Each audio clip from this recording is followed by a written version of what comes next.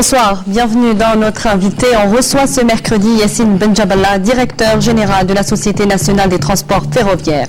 La SNTF qui renforce, vous le savez, ses capacités de transport ferroviaire. L'occasion pour nous de savoir ce soir si les Algériens optent vraiment pour le train pour voyager de 20 à 37 millions de voyageurs par an, c'est mieux. Mais la SNTF offre-t-elle aujourd'hui une qualité de service réellement satisfaisante? Qu'en est-il du prix des billets, de la réservation en ligne et des retards des trains? La SNTF est-elle à la hauteur de ses ambitions et surtout des attentes de ses clients? Et puis, nous poserons la question aussi sur le fret. Est-ce que la SNTF va enfin se placer dans le transport des marchandises et engranger des bénéfices sur le fret? On voit tout cela avec vous ce soir, Monsieur Yassine Benjaballah. Je rappelle que vous êtes le directeur général de la SNTF. Bonsoir, merci d'avoir accepté notre invitation. Bonsoir. Alors, on va d'abord s'intéresser au transport des voyageurs, car c'est un pan important de cette entreprise, la SNTF. 37 millions d'usagers aujourd'hui, c'est ce que compte aujourd'hui la SNTF comme voyageurs par an. Cela reste insuffisant, du moins pour réaliser des bénéfices. Votre objectif est de 60 millions. Comment aujourd'hui faites-vous pour encourager ou séduire de nouveaux clients ?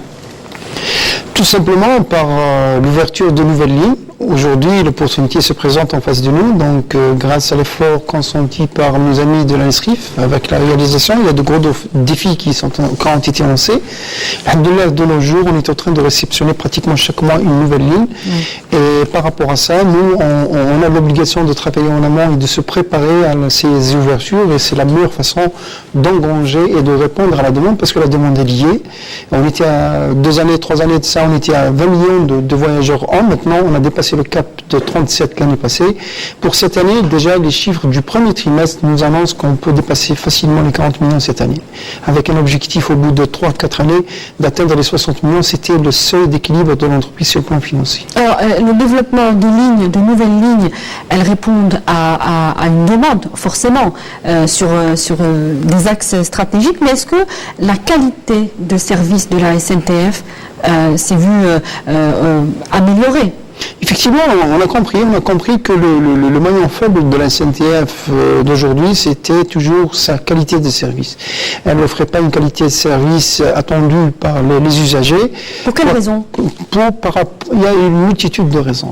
La première raison, déjà, pour rehausser le niveau au standard international, tel que ça nous a été arrêté par les pouvoirs publics, à savoir rehausser le niveau de la qualité de service, c'était le matériel qui faisait défaut beaucoup, en premier lieu déjà. On fonctionnait jusqu'au jour avec de l'ancien matériel, il n'y avait pas de l'investissement à ce niveau dans les années passées.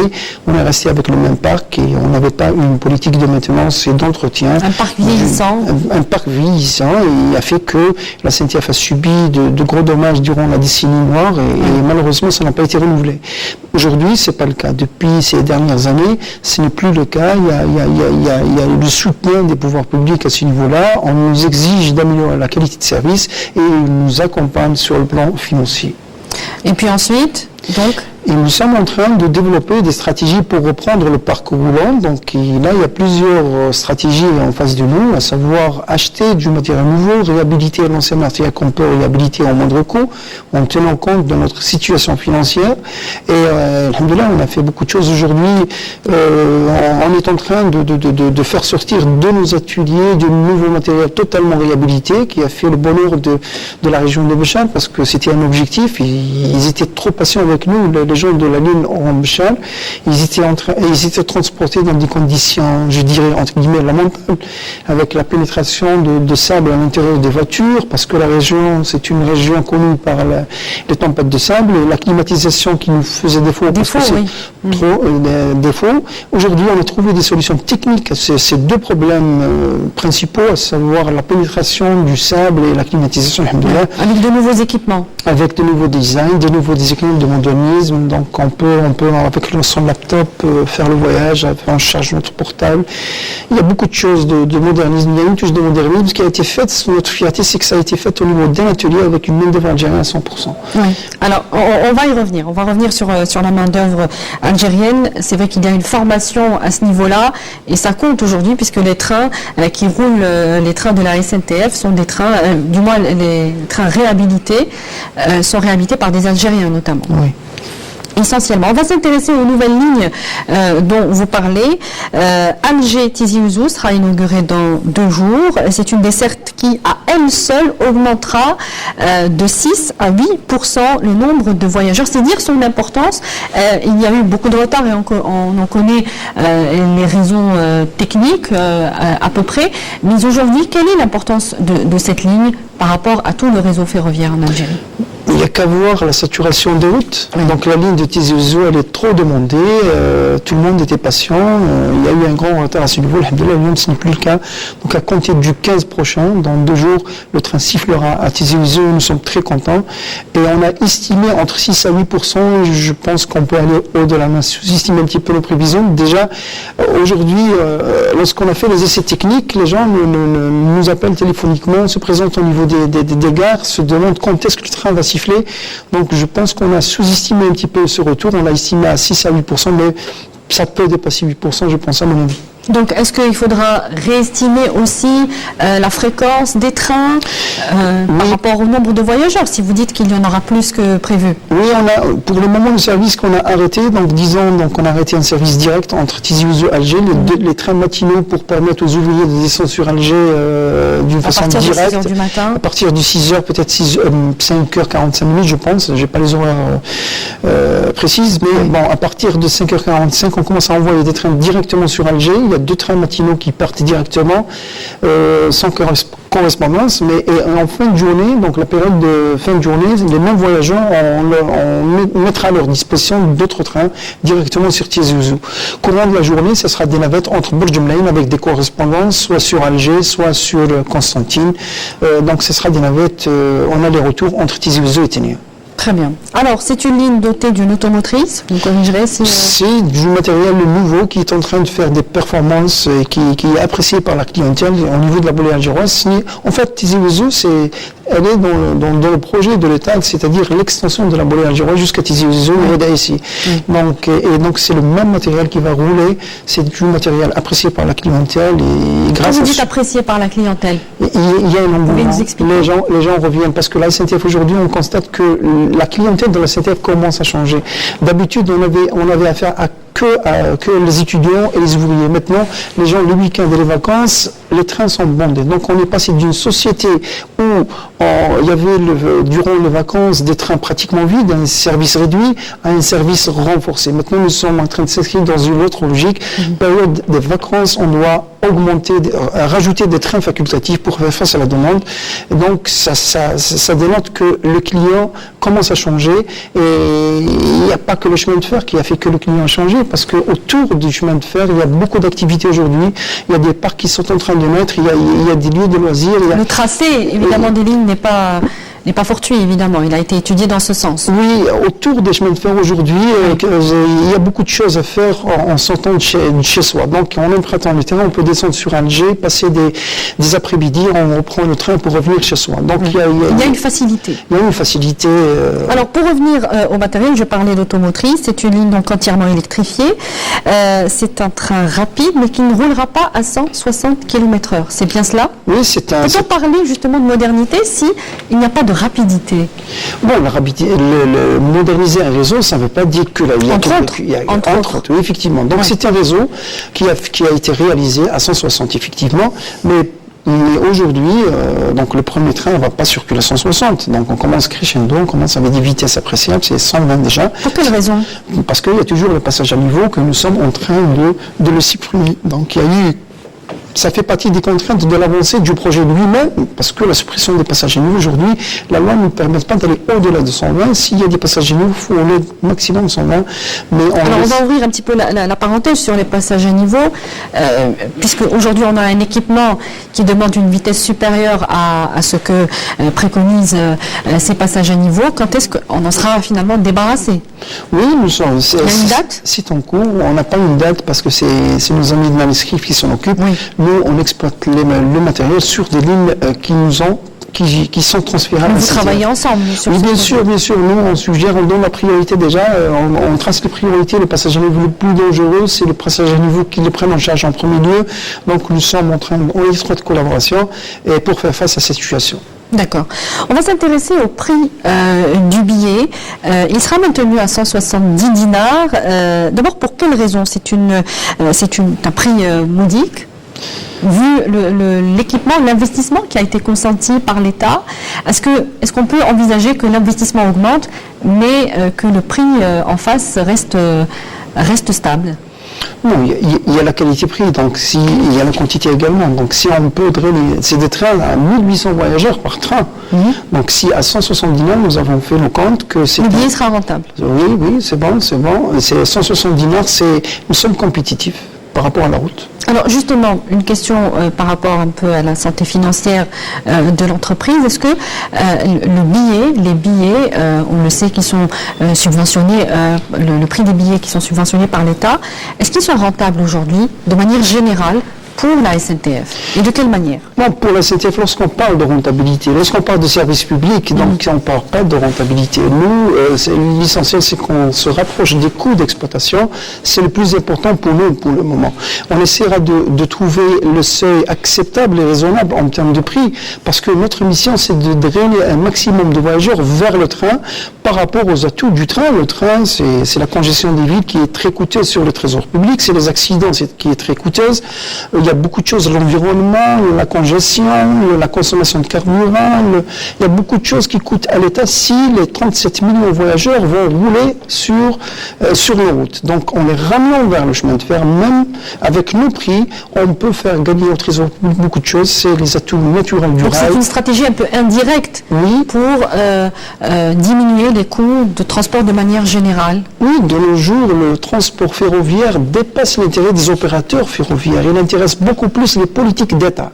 Ils développent cette mobilité à moindre coût parce qu'il y a l'environnement derrière, il y a le transport massif. Quand vous dites l'environnement, c'est le CO2, nous sommes un transport propre, nous roulons avec du courant électrique et en plus du courant électrique, bien sûr, il y a des stations qui génèrent de l'énergie électrique, mais nous sommes un transport massif. L'un dans l'autre, on économise un petit peu le CO2 dans l'atmosphère. On est un transport propre et sécurisé. Donc il y a un retour vers le train par rapport à ces considérations, notamment de l'environnement. Oui, bien sûr. Il n'y a qu'à voir les voyageurs, ils sont satisfaits lorsqu'ils sont dans un train, ils sont à l'aise, les trains sont climatisés, il y a beaucoup d'avantages au niveau du train. Bon, il reste par contre beaucoup de choses à faire et à améliorer, notamment la régularité, qu'on peut en parler tout à l'heure. Non, on peut en parler tout de suite. Oui. La régularité des trains, ça fait justement partie des inconvénients qui dérangent les usagers, les Algériens, tout simplement, effectivement, qui ne prennent pas le train. Alors comment aujourd'hui tout simplement les convaincre? Bon, ils prennent le train. Je dis que nous sommes dépassés. La demande dépasse l'offre aujourd'hui. On commence à sentir ce besoin de rajouter et encore réinjecter d'autres reins pour répondre à la demande. Donc on n'est pas inquiet à ce niveau-là. Notre inquiétude, est-ce qu'on peut satisfaire cette demande? Voilà, notre inquiétude, c'est à ce niveau-là. Maintenant, en termes de régularité et ponctualité, certes, nous avons le retard. C'est par rapport toujours, si on a rénové le matériel roulant, il faut rénover maintenant la signalisation. Aujourd'hui, les réseaux avancés, ils ont une autre technologie de signalisation. C'est pas le cas aujourd'hui, mais aujourd'hui, c'est un chantier qui est ouvert. Nous avons notre filiale avec Siemens, en partenariat avec Siemens Allemagne, qui sont en train de reprendre toute la signalisation de la bolée algéroise, la faire passer d'une signalisation analogique à une signalisation électronique qui permettra d'augmenter la capacité de transport, parce que c'est une signalisation intelligente. Parce que c'est une signalisation intelligente qui repose sur une intelligence artificielle. Donc le problème, il est à ce niveau-là, au niveau de la signalisation. En partie. En partie. Si on règle le problème de la signalisation, on passera à d'autres aspects qui dépassent un petit peu le champ d'action de la SNTF, c'est l'environnement. Parce qu'il y a le comportement de l'usager. Lorsque l'usager bloque la portière d'une rame dans chaque gare 2 minutes pour attendre son copain pour emprunter la rame, si on a 10 stations sur la ligne Afron-Alger, trajet, il y a 20 minutes déjà enregistrées par rapport à un acte de civisme. Ça. Le deuxième acte, c'est les jets de pierre. Si on procède à un jet de pierre et on casse une vitre, le train s'arrête. Si le train s'arrête, tous les trains en derrière et en amont s'arrêtent. Donc ça augmente un petit peu. Alors, vous devez être au fait de ce qui se passe un petit peu dans les pays étrangers par rapport au transport ferroviaire. Comment font les pays étrangers pour contrer les incivilités? Les sensibilités, donc c'est pas la mission uniquement de la SNCF. Nous sommes en train d'ouvrir un travail de sensibilisation à la population. Nous sommes en train d'aller vers les écoles, les primaires, parce que le client de demain, c'est au niveau des écoles. Voilà. Et la proximité des constructions illicites, donc la présence des individus dans la bande réglementaire du chemin de fer, également nous perturbe. Le vol de câbles, la coupure de câbles, les signaux sont saccagés. Et lorsqu'un signal est éteint par rapport à quelqu'un qui s'amuse à couper un câble cuirique, donc le train doit respecter la signalisation, le roule à des petites vitesses et ça engendre ça se répercute sur toute la circulation ferroviaire. Donc nous avons nos difficultés et tout en maintenant notre part de responsabilité sur une voie, c'est de reprendre le système de signalisation. Très bien. Alors, on va rester un petit peu sur les incivilités par rapport aux non-payeurs. Ils représentent 30% à peu près des usagers de la SNTF. On sait qu'à ce niveau-là, les contrôleurs sont dépassés, notamment, vous le disiez, par vos usagers traditionnels qui sont les étudiants, qui eux sont assez mauvais payeurs en général. Alors, comment faire aujourd'hui pour récupérer cet argent qui ne rentre pas dans les caisses de la SNTF? Non, les étudiants, c'est les bons payeurs pour la simple raison, ils ont des abonnements qui sont pris en charge par les œuvres sociales des universités. Et c'est grâce à eux qu'on est en train de faire de bons chiffres, alhamdoulilah. Maintenant, les 30% qui restent, donc aujourd'hui, nous sommes en train de développer des stratégies pour combattre ce fléau. C'est un fléau, malheureusement, qui est estimé aujourd'hui à 30%, qui est important. Mais croyez-moi que la tâche n'est pas facile. On compte beaucoup sur le civisme déjà, d'un côté, et d'étancher l'hangar. Le moment faible c'est-à-dire d'un établissement, lorsqu'il est ouvert, tout le vent, donc les voyageurs peuvent accéder à l'entrain de n'importe quel endroit. Donc c'est pour la raison pour laquelle nous sommes en train d'investir pour essayer d'étancher l'hangar et supprimer les passages à niveau pour permettre aux gares, obliger les voyageurs de passer par nos établissements, les gares notamment, pour qu'ils puissent payer son ticket. En parallèle à ça, donc les contrôleurs, la mission d'un contrôleur à bord du train est devenue très difficile parce qu'un train bondé le matin, comment on peut le contrôler?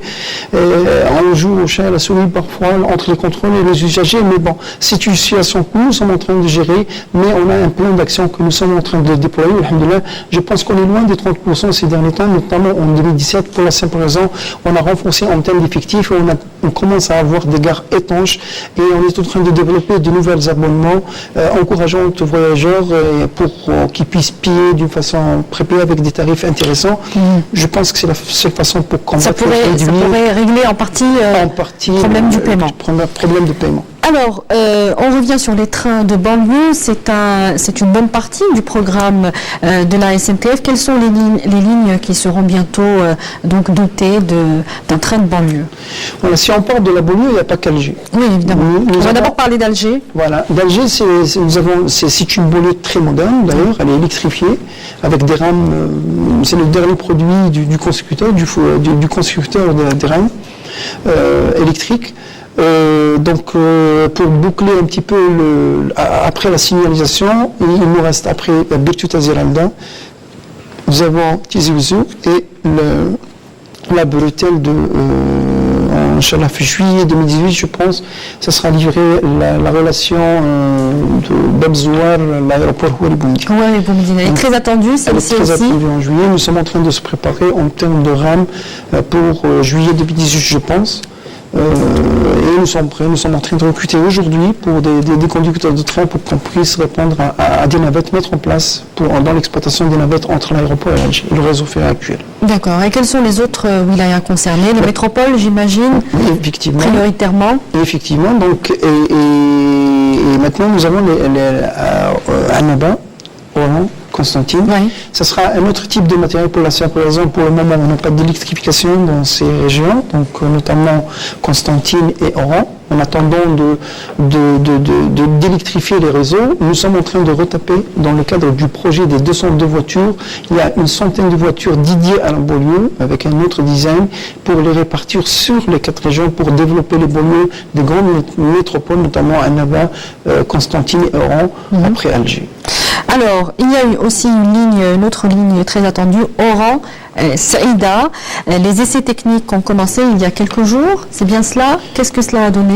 Oui, ça a donné une grande satisfaction pour tout le monde, y compris nous, les techniciens. Sur le plan technique?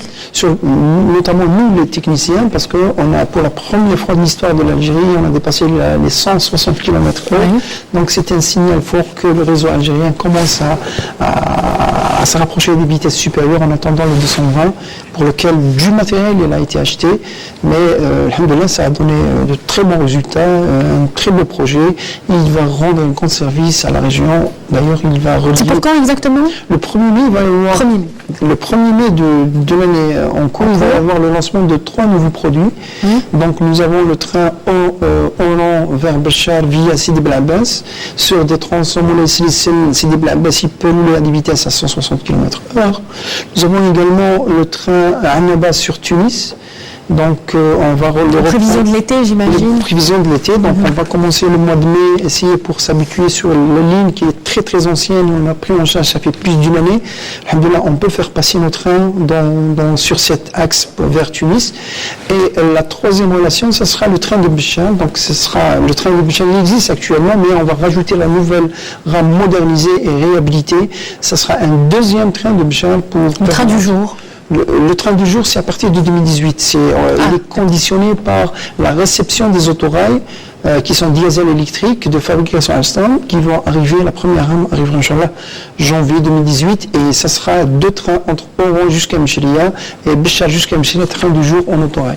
Très bien, alors que de nouvelles acquisitions. On va passer au fret, puisque la SNTF veut augmenter sa part de marché dans ce domaine de 2 à 17%. Avec quels moyens concrètement la SNTF va concrétiser cet objectif? Donc le même principe a été retenu pour le développement du fret, quoique si on parle de transport voyageurs qui est vocation beaucoup plus sociale qu'autre chose, par contre le transport de fret il est d'ordre économique. Donc économique que ce soit à l'échelle macro, c'est-à-dire pour le pays il faut que le chemin de fer, il faut qu'un chemin de fer soit solide et fort pour contribuer au développement économique de tout un pays, mais également il y a la partie propre à la SNTF sur le plan économique, parce que nos recettes les plus importantes sont générées par le transport de fret. Ça c'est une évidence. Pour le faire, donc, on était dans la même situation de manque de moyens. C'était des locomotives qui ont été saccagées, on n'avait pas de la pièce de rechange pour les entretenir durant la décennie noire. Maintenant, aujourd'hui, ce n'est plus le cas. On a développé... Il y a eu du retard quand même pour se mettre en place par rapport au transport de marchandises. Oui, il y a eu du retard. Donc, pourquoi? Pour quelle raison? Il n'y avait pas les fonds nécessaires pour pouvoir investir. Alhamdoulilah, depuis ces dernières années, l'État il a exigé à la SNTF de rehausser le niveau de sa qualité de service et de devenir une entreprise viable sur le plan financier. Et ils l'ont accompagné également avec la mise en place des fonds pour pouvoir payer son plan de développement. Oui. On nous a donné 127 milliards de dinars que nous sommes en train de consommer aujourd'hui auprès de nos banques, et nous sommes en train d'investir. Donc tous ces autorails, toutes ces réhabilitations, toutes ces locomotives, c'est grâce à l'enveloppe qui nous a été consentie en 2011 par les pouvoirs publics, et nous sommes en train de les consommer. Nous avons atteint pratiquement aujourd'hui à 53 milliards de dinars de consommés, d'acquis qui sont là, ils sont entre nos mains. Nous sommes en train, d'ailleurs la semaine prochaine, on va réceptionner les 10 dernières locomotives General Motors américaines pour le fret, pour le développement du fret, qui totalisera 30 locomotives. On a acheté 30 locomotives de ce contrat. Oui, 30 locomotives General Motors, c'est le dernier cri disant, c'est très moderne, comme l'on voit, très puissante. Donc 100 000 injectés dans l'exploitation aujourd'hui. Le dernier lot de 10, il va arriver la semaine prochaine au niveau du port d'Alger et on va les réceptionner, on va boucler ce contrat. Alors, tout cela, oui, allez-y rapidement. En parallèle à l'acquisition, on a lancé également un autre produit, c'est la réhabilitation des locomotives. C'est des anciennes locomotives, on a jugé utile de les réhabiliter parce que le coût de réhabilitation on va augmenter de 20 ans encore l'exploitation du même matériel, ça nous coûte 30% moins cher. Donc, que vous achetez des locomotives neuves. Alhamdoulilah, il y a 4 qui sont injectés. Et elles ont été réalisées également par la main-d'œuvre algérienne au niveau de Sidenbrook. Et nous sommes très satisfaits des performances obtenues au niveau de cet atelier. Parfait. Alors, je reviens aux objectifs par rapport au fret. Vous comptez sur un transport de 17 millions de tonnes d'ici 2020. Ça représente, on l'a dit, 17% des parts de marché dans le fret. Ça passe par beaucoup d'étapes, notamment l'adaptation des wagons, l'interconnectivité évidemment des trains avec les ports du pays. Est-ce que tout cela est en train de se mettre en place et à quelle vitesse surtout? Parce que le temps passe et que aujourd'hui il y a une situation économique un peu plus difficile qu'avant et qu'il faut faire vite. Je dirais que nous sommes déjà en avance. Nous sommes en attente de pas mal de projets qui doivent se concrétiser. Alhamdoulilah, au niveau de la ligne minière d'Annaba, on est prêt à répondre à n'importe quelle demande. On est au 3e train et les prévisions nous annoncent jusqu'à 6 trains durant cette année. Dans un passé récent, on était incapable d'assurer un train jour de minerai de fer. Aujourd'hui, ce n'est plus le cas. Nous sommes en train d'assurer aisément nos 3 trains et la demande est liée pour 6 trains, nous sommes capables de le faire. En attendant l'aboutissement également de Blara qui est très prometteur pour nous. Nous sommes en train on est en train d'évacuer tous les anciens wagons, les découper, les vendre, on libérer des espaces. Les 10 locomotives qu'on va réceptionner la semaine prochaine seront forcément destinées, une bonne partie de ces locomotives sera destinée pour cette région de Blara. Particulièrement, oui, parce que c'est des grosses machines, grande puissance et le tonnage de masse au niveau de l'input et l'output, c'est-à-dire il y a la matière première vers l'usine et la transformation en produits sidérurgiques, il faut les traîner, il faut les distribuer à travers tout le réseau. Également, le méga projet qu'on est patient il est annoncé les années prochaines, Inch'Allah, c'est la transformation du phosphate au niveau des 3 complexes qui sont en cours de réalisation. Inch'Allah, on a dimensionné l'investissement de la SNTF par rapport à ces grands projets qui peuvent contribuer positivement au développement économique du pays. Un mot sur l'extension du réseau ferroviaire. On est à peu près à 4500 km, c'est ça? Oui, on se rapproche des 5000. On était, dans un passé récent, on était à 3800 km. Quand est-ce qu'on atteindra les 12 500 Horizon 2025, c'est le plan de développement du réseau. Il n'y a pas que l'extension, il y a la double voie, les voies électrifiées et les moderniser. Donc c'est un programme très intéressant. Et nous sommes en train de suivre la cadence de réalisation des projets. Donc, lorsque j'ai dit, on a eu en 2011 127 millions de dinars pour financer notre investissement. On n'a consommé que 53 pour la simple raison qu'on ne va pas investir pour attendre la concrétisation des projets. On est en train de suivre l'évolution du projet. À chaque fois qu'on a une donne... Donc vous attendez un retour de ces projets-là? Oui, bien sûr. Dès par exemple, aujourd'hui, nous, au niveau de la SNTF, on est en train de dimensionner l'investissement par rapport à la demande prochaine, de l'année prochaine, l'aéroport de Ouelebloum, par exemple. Donc, nous sommes en train de recruter aujourd'hui, nous sommes en train de former, nous sommes en train d'acheter du matériel, l'adapter pour que demain, lorsqu'on ouvre la voie, on commence à exploiter. Les trains de Tizi Ouzou d'après-demain, ça fait plus d'une année, en un an qu'on a été en train de se préparer pour le projet. Aujourd'hui également, nous sommes en train de se préparer pour les frontières du Maroc en partant d'Oran également. Donc c'est le moment d'y penser, on recrute du personnel parce que conduire un train, c'est pas du jour au lendemain qu'on met quelqu'un dans une machine, il faut le préparer, il faut lui inculquer cette expérience du métier parce que c'est un métier spécifique.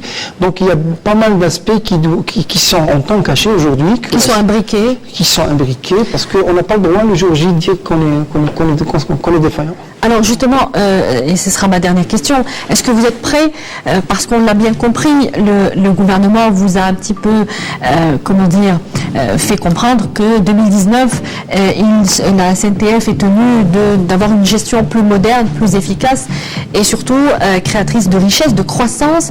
Est-ce que la SNTF est prête à relever ce défi financier. Nous sommes prêts pour la simple raison, les 2 premiers exercices sur le plan de redressement de la SNTF, on les a respectés. Maintenant, l'amorce du fret, elle y est. On commence à gagner du terrain. Nous avons 10 millions de tonnes en négociation sur la table. C'est une donnée qu'on n'avait pas dans le passé récent. Aujourd'hui, nous sommes en train de négocier en position de force parce qu'on a les moyens de notre politique aujourd'hui. On a des locomotives, on a des clients qui ne peuvent pas s'en passer de nous et nous sommes percutés à ce niveau-là. Eh bien, on restera sur cette note d'optimisme. Monsieur Yassine Benjaballah, je rappelle que vous êtes directeur général de la Société nationale des transports ferroviaires. Merci d'avoir été parmi nous ce soir. Merci à vous également de nous avoir suivis. L'émission sera en replay sur les www.emtv.dz. Elle sera rediffusée demain après le journal de la mi-journée. Excellente suite des programmes sur notre chaîne. Bonsoir.